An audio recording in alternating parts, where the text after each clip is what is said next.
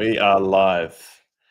Welcome everyone to This Week in Tech, with joined by the founder of Render Studio and Townhouses.nz, my brother Alex. Welcome to the live stream. Glad that we not only share the same DNA, but we share the same outfit. White tee, sure, True. Mike, and homemade backdrop. 100%. So yeah, I mean, I did one video last week talking about my top 5 tools that I've been getting excited about. But I thought just to make it a little bit more broad, talk about what's actually relevant for people to know about, what are the new innovations in AI, tech, and the web. And, Alex and I, we talk literally every single day about cool ideas or things that we've found or seen links to each other. So I thought, let's just do that for 10 minutes, 10, 15 on a live stream. So yeah, I'll kick us off. So I've got this, I was listening to a podcast and they brought up this platform. It's called ungrabs.com. It's a pretty simple premise. You put in your email address and every day you receive 2 domains that are, I think they are .cos, .coms, .ios, that could fit an idea that you might have had, but maybe you think that the domain's going to be pretty overpriced or whatever. So they release it to the newsletter, and then 24 hours later, if no one buys it, they release it I think it's 10x markup publicly to all the directories. So yeah, I thought this was a really cool idea because, I mean, I have ideas all the time and I'm on crazy domains and I'm searching domains, trying to find, good ones. I'm kind of never touch .coms or even .cos seem to be a little bit pricey sometimes, but these guys are obviously just grinding in the background, going to people who have domains that are just parked, not being used. It looks like they're making an offer to buy those first, and then when they send them out on an email, you'll be able to buy it from them. It's kind of like the used car salesman version of domains. I was just thinking, and we could even brainstorm, there'd be so many other niches or industries that you could plug and play this model into. I was thinking even Facebook groups, I don't know how popular they are now, but you must have so many dormant Facebook groups that you could just make an offer to and then repurpose or even, change a few things and then offer them again. Is there anything, what do you think about this one, Alex?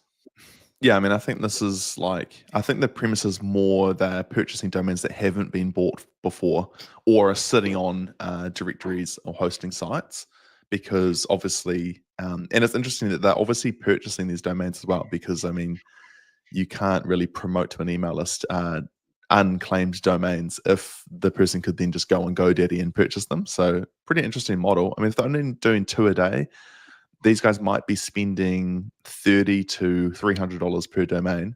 And I guess if they sell 2, and it's I guess the play here is is just mass. They need a volume of that email list needs to be tens of thousands of people. And out of that tens of thousands, you got a 1% who go, oh, that's my domain that I need for my app, or I've been sitting on a to-do list app for ages and that's the name that I want to call it. So pretty interesting. Yeah, and it's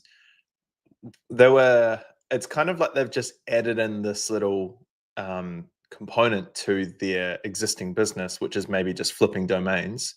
So an example for you, you've got the coming soon feature on townhouses.nz, right? Those developers were always going to release those projects eventually, but they've just by doing what you've done, you've added in that that feeling of exclusivity. You're beating everyone to the FOMO. You're getting an exclusive access to those domains or to the townhouses before they actually go live. So it might even just be a marketing strategy you could plug into anyone's business that's listening to this. Could you put a carrot, before you release it? Yeah, I think that this is also just preying on aspirational founders or indie hackers who are already purchasing domains. If you're not purchasing lots of domains, this won't really this won't be attractive to you.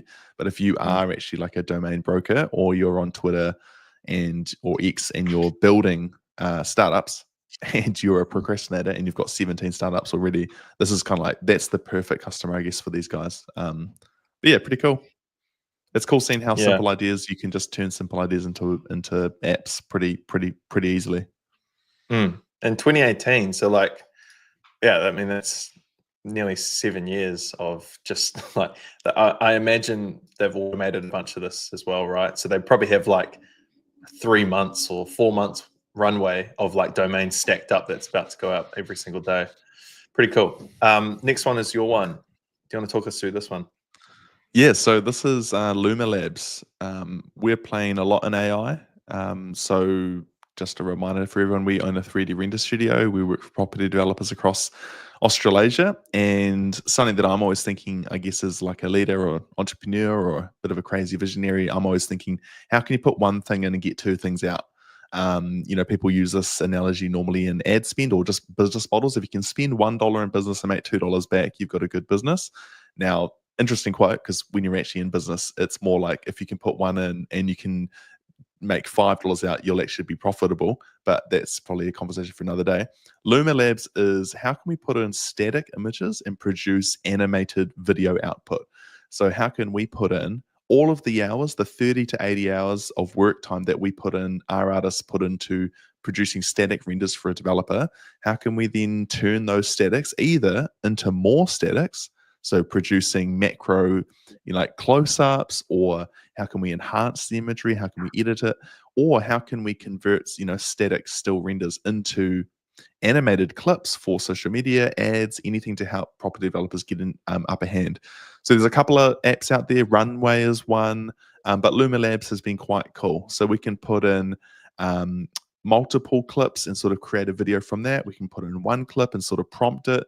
But it's just something that I'm playing with. I've got a subscription to it. I get a lot of credits, and I'm trying to just invest as much of my time into this to, one, serve our clients, but also we're always wanting to innovate. And if people think that AI is going to take their jobs, I would rather be using the AI that takes other people's jobs.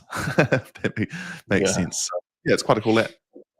This is like an outrageously engaging website as well. Like they've done such a good job.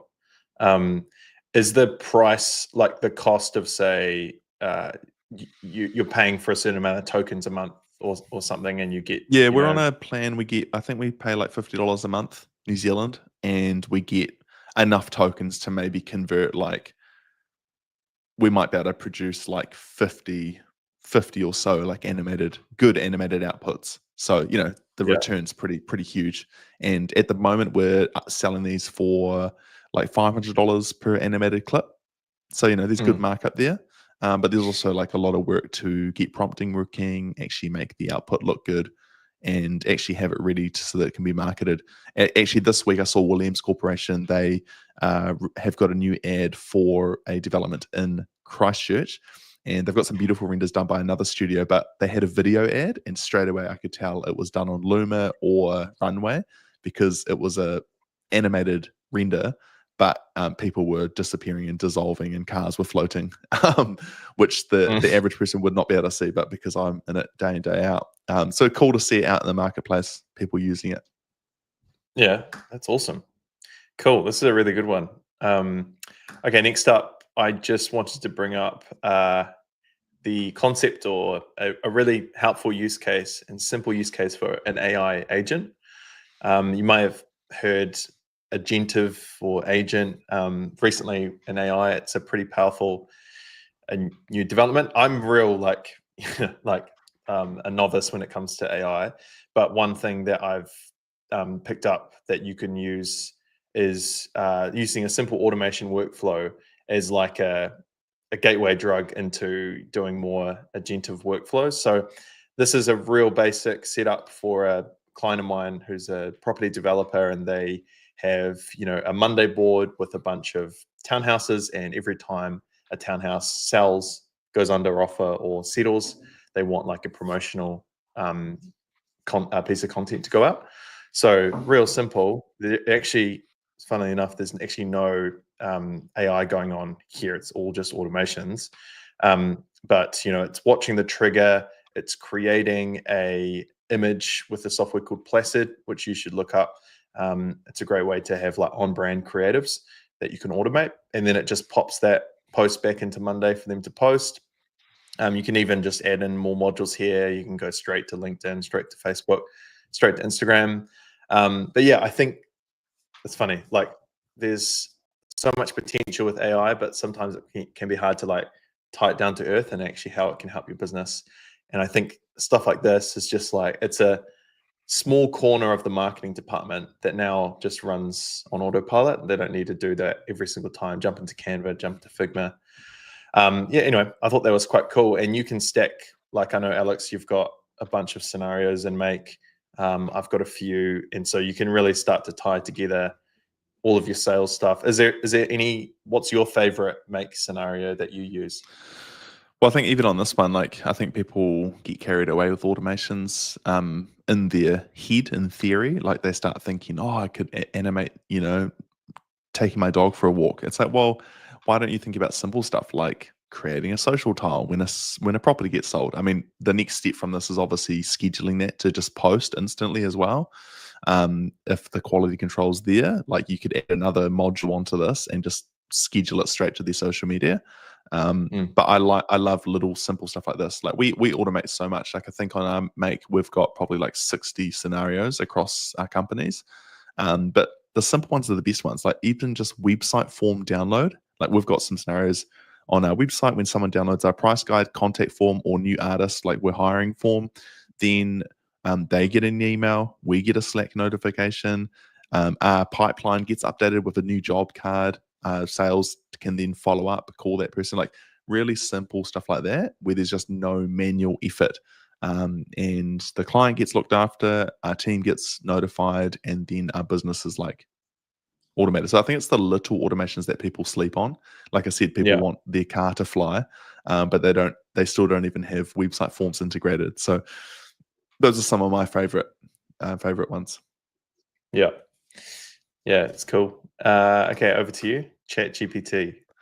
Yeah, this is my next one. My next one's actually just ChatGPT. I think that when AI became public, a year and a half ago through OpenAI, obviously it's, GBTs have been available for proper nerds for a long time. But since it's gone public, it's interesting when you see the hype of anything, the hype of Bitcoin, the hype of ChatGPT, the hype of tech. And then I am always sort of sitting there, not skeptic, but I'm always waiting for that hype wave to crash down and see who actually is still using AI in their day-to-day. And so that's why I thought about ChatGPT is probably still the best AI tool that you can use, because you can use it for everything. And that's what I mean. Like, you can use it for the mundane. You can use it for writing emails. You can use it for understanding emails. You can use it for producing images. You can use it for summarizing documents. Like, there's just so much that you can use this for. And like I said, I think people get carried away sometimes complicating things and trying to, like, take over the world, when it's like, well, you could just take over your day-to-day tasks. And I just use ChatGPT for everything, like summarizing stuff, creating like the start of an email or the start of a new SOP or whatever it is. I think that this is still one of the greatest tools that people could be leveraging in their business. And the cool thing is, you mentioned Make or Zapier. You can actually connect ChatGPT to all of those automation softwares. So Yeah. you don't even have to use ChatGPT directly. You can actually just have it automated. Yeah, I think the step between just using ChatGPT like this in a chatbot and then using it in a Make scenario as a module is what I've seen done here, where you can just create, you create a GPT for a specific purpose. So, for example, this one's real basic. It has all of the compliance and legislative documentation for a real estate agent. So you can have, you can just have a conversation with all of that context already loaded in. And I would set up this for, you give it all of the context of your LinkedIn posts, how your tone of voice, your writing style. You could do the same for emails. And so you could just have like a LinkedIn GPT for Halcyon, email proposal for Halcyon, etc. And because I do find myself, like, I'll put in an email and then I'll go, no exclamation marks, no emojis. This is my tone of voice, straight to the point, that kind of thing. So I'm keen to try and do a bit more there as well. Last one, Teller. Now, Alex and I are probably one of the biggest fans of this piece of software, which is actually started, by a Kiwi guy, I think co-founded by a Kiwi guy. And it's just the best. It's a Loom competitor, but I think it kind of hits it out of the park with the functionality. I'll just quickly comment. My favorite thing about Teller is that I can go on Twitter, say, "Hey, is this on your roadmap?" Or, "Hey, can you have green screens on your roadmap," for example. And this morning he messages and is like, "Yep, we're working on that right now." And that I just have never had that relationship with any software before. All thanks to, I guess, Twitter as well, where you can engage with people like that. But the functionality is great. You can send links, screen recordings. Yeah. You can actually full white label it now, so you can actually have it as your own course center. So Teller can actually almost remove the need for Kajabi, or if you're doing e-learning online, you're doing courses like Teller, you can now white label on the top plan. So instead of it being all Teller branded, you can have your custom domain, your logo, your colors, and you can actually create a course info center all within Teller, which is pretty next level. If you think about Teller, you're paying $30 a month, and then you're monetizing a community for you got 10 members paying $30, then it's just epic. But I think for me, it's the capture is really smooth. So you open the desktop app, I plug my phone in like this, use my phone as a webcam. I've got my mic in, and I can just start recording my screen, and I don't have to worry about what's recording what. In Teller, you can just have your camera, your mic, and your screen all recording. You can just do whatever you want during a session, whether it's a tutorial, it's a marketing video, it's a walkthrough. And then the post-production is the game changer, because then it doesn't matter what you've recorded. If someone's a little bit more tech advanced listening to this and you've used OBS before, or OBS Studio, you know that you have to set up your own scenes prior, whereas here in Teller, it's all post. So you literally just jump in, and you're not even having to trim anything, because they've got an AI trimmer. But then you can just click these scenes and click the cuts, and it will just literally create seamless transitions to create marketing promotional videos, walkthroughs, tutorials. I personally use Teller every single week. I produce about 30 pieces of content a week, and I only spend about 30 minutes a week to produce 30 pieces of content. So every Friday, I sit down with Teller, and I do what I call a weekly update video. I talk for about 10 to 20 minutes on a Teller. I just talk about my learnings as a business owner for the week. I talk about ups and downs, highs and lows, all those kind of things. And then I jump into Teller, and I just go to the trim button. If you click trim, we can show everyone. Top right, if you click trim, and you can just remove buffers, so that gets rid of your start and stopping lag. You can remove silences, so any pauses, and then you can remove filler words, so ums, ahs, all those sorts of things. You get this really beautiful, instantly concise video. I then jump into layouts, and all I do is I just do a couple of layout cuts if I'm sharing my screen, or if I just want to do a bit of a zoom in and out. And then literally within 5 minutes, I have a fully exported 4K video that I upload straight to YouTube. And I've got a long form piece of content on YouTube done in about 20 minutes max, including recording and editing. And then I use another tool that I didn't mention on here, which is called Opus Clips. And I dropped the full length video into Opus Clips, and Opus Clips uses AI to then produce me 15 shorts and reels, all with captions, all portrait mode, capturing the best parts of my video. And then in Opus, I can also schedule that across all of my social media accounts. So I do Instagram, LinkedIn, and YouTube. And within half an hour every Friday, I have a whole week's worth of scheduled content, hopefully involving some genius. But if not, at least there's content going out there. And it all starts with Teller. So massive fan of it. Grant, Kiwi, absolute beast. Yeah. It's like a whole content flywheel. So yeah, we covered off Ungrabbed. So we've got the domains right to your inbox. Luma, the AI visualization software Alex has been using for his render studio. We talked about some simple automations you can set up, the power of GPT, and New Zealand's own teller. Yeah. Anything else off the top of your head that you wanted to shoot before we close it off? I listened to a great YouTube video on a guy. He's an Aussie guy, Tom Noski, and he's an absolute beast. Young guy, creator, has like a creative cohort course program sort of a business. But he did a video on YouTube yesterday about the 5 lessons that truly helped him grow his business. And the first one was the only one I needed to listen to, and it was consistency is greater than everything. That if you put consistency into any stream of business or life, it trumps like quality, it trumps like procrastination, it trumps like trying to have a unicorn $1 billion idea, like consistently showing up. And so I share that because if someone's watching the stream and you're seeing all these tools, the reason why House and I have found all these tools is because we're just consistently playing with things. And so that would just be my like leaving encouragement, is that just play with the tools. If someone sends you a tool, honestly, give it 3 minutes and just have a look around, try to use it in a real life business scenario, and you'll be surprised, like 6, 8 months, even just after the summer, come January, how more equipped you'll feel, in your business if you find some of these tools and just genuinely use them. So get out there and play, people. Nice. Thanks for jumping on, Alex. And yeah, talk soon, everyone. Hopefully jump on again next week. And thanks for joining.